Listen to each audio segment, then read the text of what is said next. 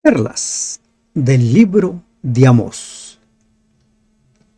Generalmente, los matrimonios que llegan al divorcio dan como uno de los argumentos es que no nos comprendemos. Y otros tantos dicen, bueno, dejé de amar. Pero la gran mayoría suele decir, no nos comprendemos. En nuestra relación con Dios sucede algo similar.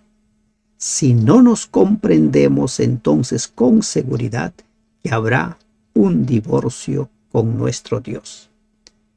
Buen día. Damos gracias a Dios que nos permite meditar en las perlas del capítulo 3. Amado Dios, nos dirigimos a ti esta mañana para pedirte, Señor, que nos reveles las perlas que tú tienes para nosotros en el capítulo 3 del libro de Amós. Ayúdanos, Señor, a entender tu palabra. En el nombre de Jesús te lo pedimos. Amén. Amós capítulo 3 nos habla acerca del rugido del león y de la destrucción venidera de Samaria. El rugido del león. ¿Qué es el rugido del león? Empecemos con el estudio de las perlas del libro de Amós en el capítulo 3. Dice, oíd esta palabra que ha hablado Jehová contra vosotros. ¿A quién está dirigido el mensaje? El mensaje está dirigido a Israel, al reino del norte.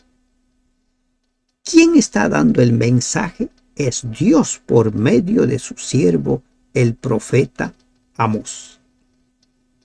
Y estas palabras, oíd esta palabra que ha hablado Jehová, se repiten en los capítulos 4 y 5. En estos 3 capítulos, Dios da 3 mensajes claros y específicos de por qué esta nación ha de ser destruida. Y ahí es donde encontramos nosotros siempre esa enseñanza clara del Señor. Alejados de Dios no somos nada. Separados de Dios solo nos queda la muerte. Cuando Dios le dijo a Adán y a Eva, el día que coman de este fruto van a morir. Y en verdad ellos murieron al punto que fueron expulsados del Edén. Ya no podían estar allí. El Edén es para los que están vivos.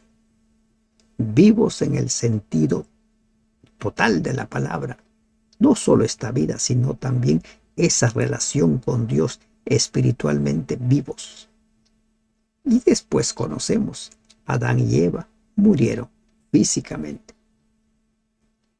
A vosotros solamente he conocido de todas las familias de la tierra, por tanto os castigaré por todas vuestras maldades. Miren, dice desde el versículo 1, hijos de Israel, contra toda la familia que hice subir de la tierra de Egipto, dice así, solo a ustedes les he conocido. Dios eligió a este pueblo, a esta nación, lo eligió. Cuando leemos nosotros Deuteronomio capítulo 7, versículos 7 y 8, encontramos nosotros qué es lo que motivó a Dios elegir a Israel. Dice, no por ser vosotros más que todos los pueblos os ha querido Jehová y os ha escogido, pues vosotros erais el más insignificante de todos los pueblos. 8. Sino por cuanto Jehová os amó y quiso guardar el juramento que juró a vuestros padres, os ha sacado Jehová con mano poderosa y os ha rescatado de servidumbre de la mano de Faraón, rey de Egipto. ¿Cuál fue el móvil para que Dios elija a Israel? El amor. por cuanto amó, por cuanto había hecho un juramento con Abraham, con Isaac, con Jacob, por amor. ¿Por qué Dios se humanó para rescatarnos de la condenación del pecado? Por amor. Dios es amor. No porque Israel tuviera algún valor. Israel no era una gran nación, era un pueblo de esclavos. Esclavos. Y a nosotros no nos ha elegido porque tan útiles le podamos ser o porque tan buenos somos, sino porque nos ama. Esa es una gran perla que hay que tenerlo siempre. Te ha elegido porque te ama. Te sientes menos. Es lamentable a veces encontrarnos con personas con autoestima baja. Un hijo de Dios, una hija de Dios, no debe sufrir de autoestima baja. Dios te ha elegido porque te ama. Dios te ha elegido porque ante sus ojos eres de gran valor. ¿Qué mejor verdad para elevar esa autoestima? Para saber que somos hijos de Dios. Como dice 1 de Juan 3. Cuán grande amor nos ha dado el Padre para que seamos hijos de Él. Pero estos hijos, ¿qué hicieron? Se rebelaron. Estos hijos abandonaron a su Redentor. Por tanto, os castigaré por todas vuestras maldades. Separarnos de Dios tiene consecuencias. Recuerden que Dios es vida, Él es la fuente de vida. Y separados de Él, pues simplemente estamos condenados a morir. ¿Andarán dos juntos si no estuvieren de acuerdo? Miren, aquí encontramos la clave de todo. Este es un mensaje poderoso, es una perla poderosísima. Este versículo ha sido utilizado muchas veces para aconsejar a los jóvenes sobre el yugo desigual del cual habla también el apóstol Pablo en su carta a los Corintios. ¿Andarán dos juntos si no estuvieran de acuerdo? Si la gente no está de acuerdo, se separa. Las personas que están casadas, como ya no están de acuerdo, entonces dicen, bueno, mejor nos divorciamos, no estamos de acuerdo. Es que para andar juntos tenemos que estar de acuerdo, tenemos que tener cosas en común. Si no, no hay forma. Y entonces, ¿qué dice? ¿Andarán dos juntos si no estuvieran de acuerdo? Esta pregunta hace resonar la nota dominante del primero de los tres mensajes. Los otros dos mensajes, capítulo 4 y capítulo 5. Dice, estuvieren de acuerdo o tienen una cita. Así como dos personas no caminan juntas a menos que tengan un propósito común en vista, así también el Señor indica que la relación especial que Él había mantenido con Israel no podía continuar mientras Israel se aferrara a sus iniquidades. Es muy expresiva la traducción de la Septuaginta. ¿Qué dice? Dice lo siguiente: ¿caminarán dos juntos en absoluto si no se conocen? Caminar juntos con Dios no significa algo ocasional, sino un hábito continuo que brota de una relación establecida. Significa un compañerismo basado en una mutua armonía de mente y espíritu. Para que dos personas caminen juntas deben marchar en la misma dirección. Y como no tienen cosas en común, entonces hay esa separación.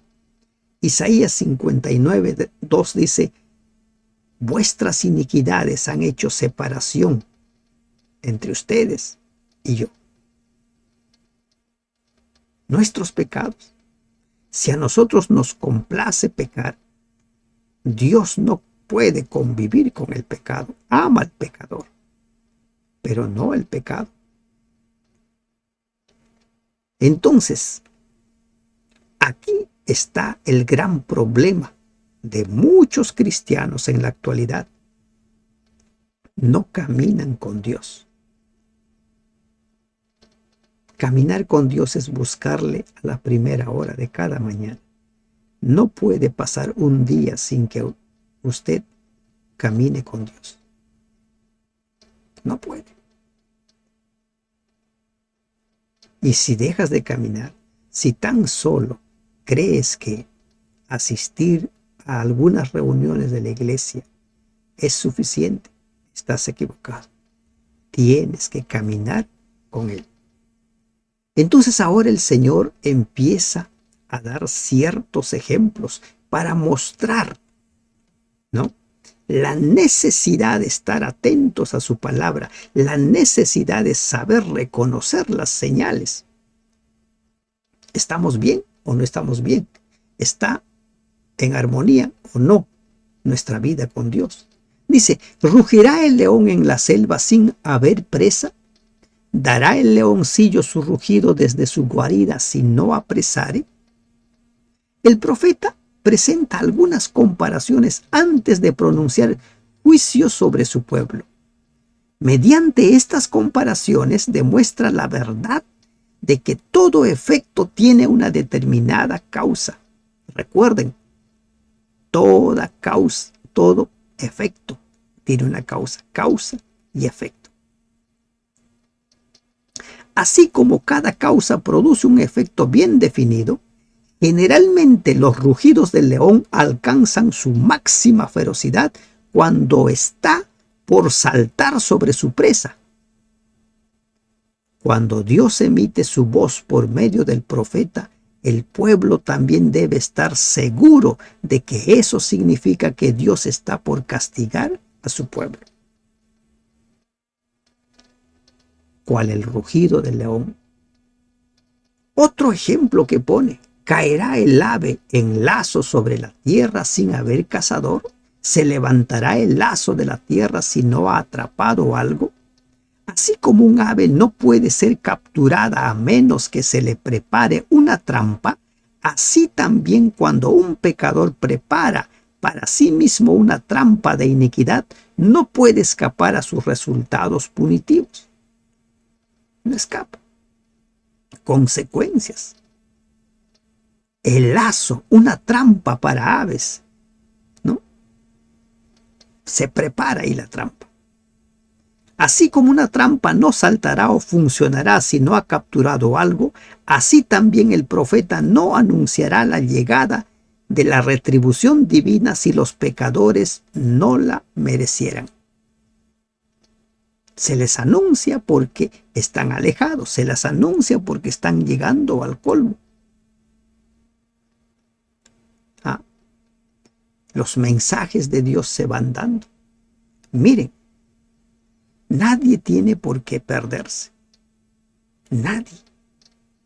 Nadie tiene por qué perderse porque no estamos en tinieblas. ¿Se tocará la trompeta en la ciudad y no se alborotará el pueblo? ¿Habrá algún mal en la ciudad el cual Jehová no haya hecho? Trompeta. En esos tiempos era el shofar, no la trompeta que conocemos hoy en día. El súbito sonido de una trompeta causaba temor entre los habitantes de las ciudades. Así también causará alarma el mensaje de Amós. Se suena la trompeta, pero algunos simplemente la ignoran.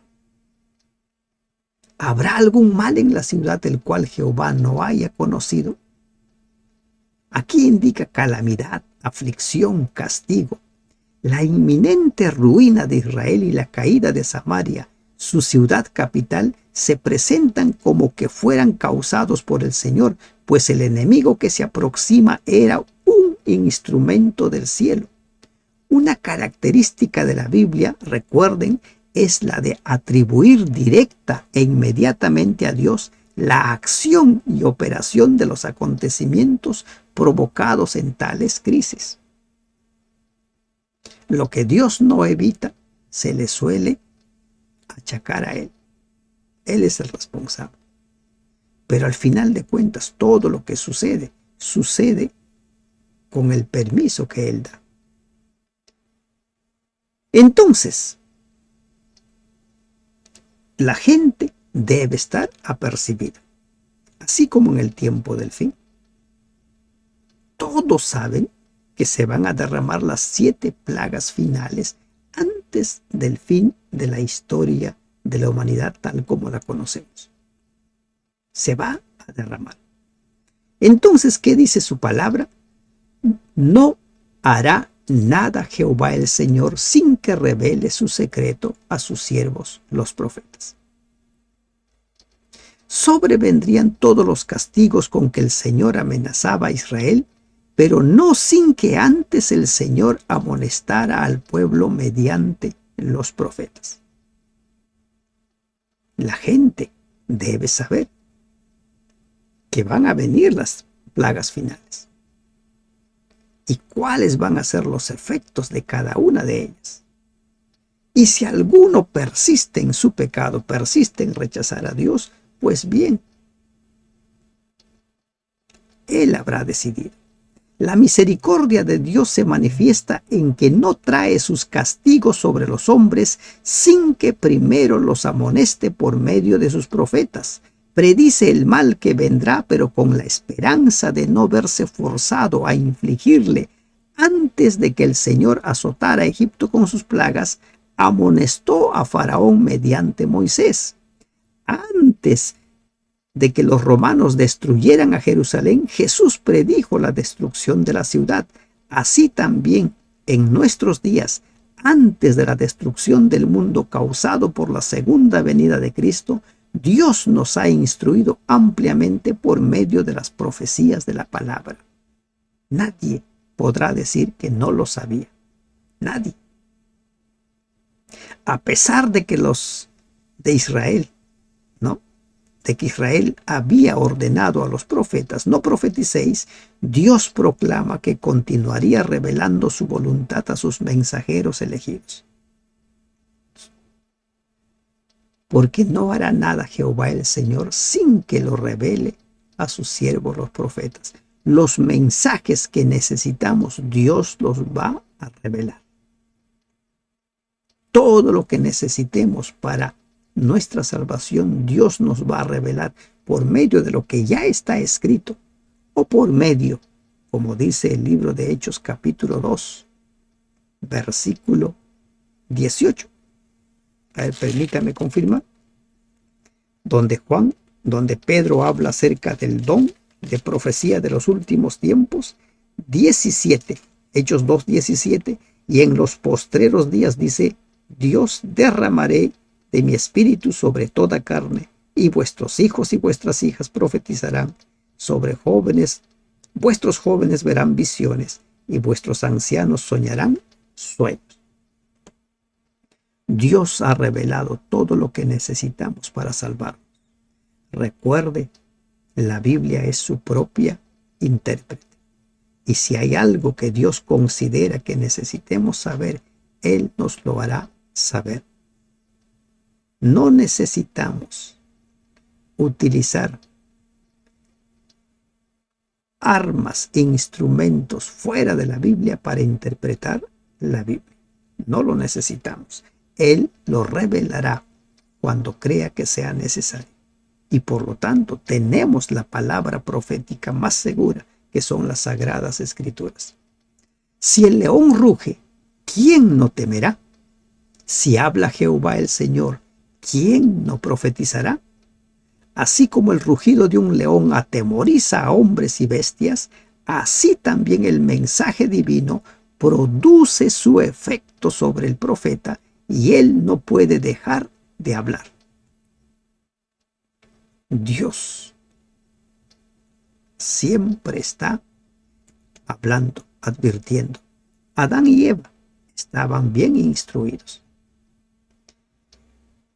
Destrucción de Samaria. Se anuncia la destrucción de Samaria. Proclamad en los palacios de Asdod y en los palacios de la tierra de Egipto y decid, reuníos sobre los montes de Samaria y ved las muchas opresiones en medio de ella y las violencias cometidas en su medio.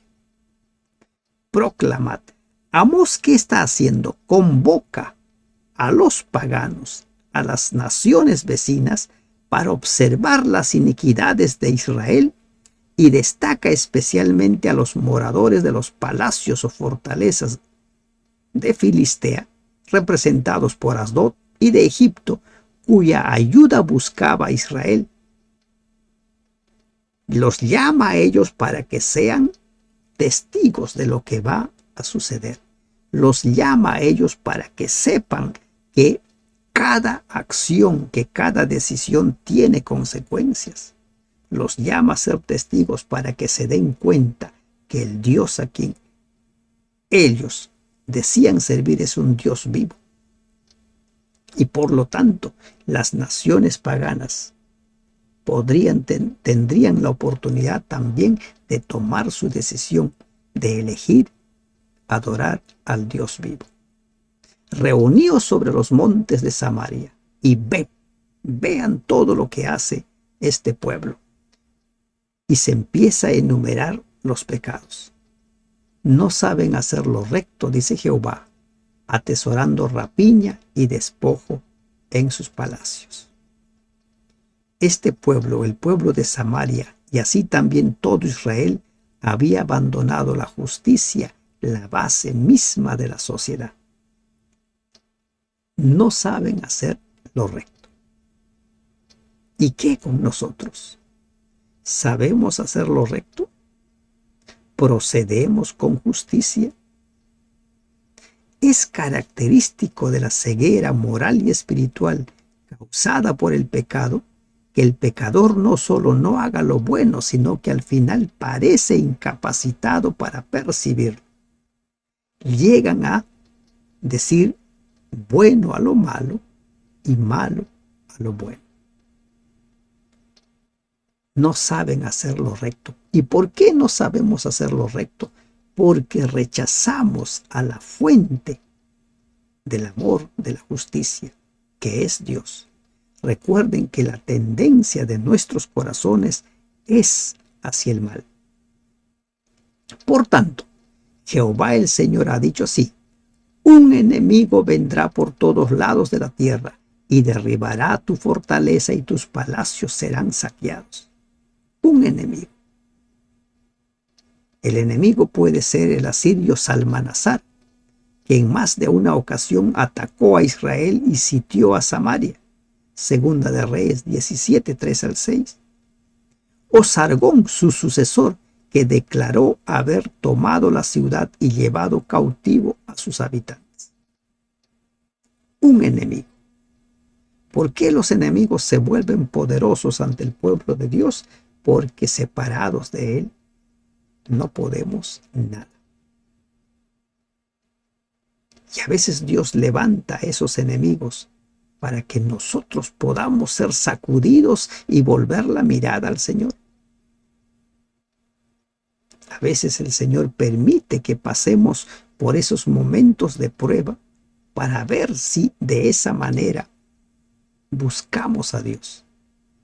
Algunos lo hacen, pero la mayoría termina renegando de Dios.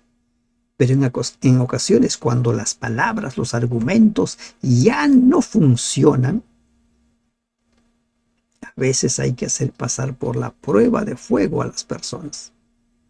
Así ha dicho Jehová: de la manera que el pastor libra de la boca del león 2 piernas o la punta de una oreja, así escaparán los hijos de Israel que moran en Samaria, en el rincón de una cama y al lado de un lecho. Muy pocos escaparían. Muy pocos. Recuerden que Dios siempre ha tenido un remanente. Siempre ha habido un pequeño grupo de fieles. En nuestros tiempos también hay un remanente fiel en su redil y en los otros rediles. Hay un remanente fiel que pronto van a ser unidos en un solo redil. Solo escaparían 2 piernas o la punta de una oreja. Amós, que era pastor, conocía muy bien este lenguaje. Conocía muy bien. Ahora se les está instando a ellos. Están a tiempo. porque va a haber algunos remanentes, algunos sobrevivientes, pero muy pocos. Lamentablemente, la gran mayoría sucedió en el pasado y sucede en el presente. No quieren servir a Dios. Oíd y testificad contra la casa de Jacob, ha dicho Jehová, Dios de los ejércitos, que el día que castigue las rebeliones de Israel, castigaré también los altares de Betel, y serán cortados los cuernos del altar y caerán a tierra. Los altares de Betel. Oíd, ¿a quiénes se le está llamando? A los que se ha invitado para que vean por qué su pueblo va a ser castigado. Betel es uno de los lugares donde Jeroboam levantó uno de los becerros y donde la gente empezó a rendir culto y por generaciones se convirtió como una especie de dios nacional.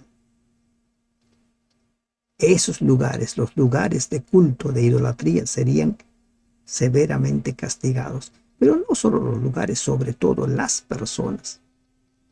Y heriré la casa de invierno con la casa de verano, y las casas de marfil perecerán, y muchas casas serán arruinadas, dice Jehová. Los reyes tenían su casa de invierno, su casa de verano, revestidos de marfil, que era muy común en ese entonces. La arqueología ha demostrado que esas casas solían ser revestidos de marfil. Pero de nada sirve tener casa de verano, casa de invierno, revestidos de marfil o revestidos de oro, si estamos separados de Dios. ¿Caminarán dos juntos si no estuvieran de acuerdo? No. No vamos a poder caminar con Dios si no estamos de acuerdo.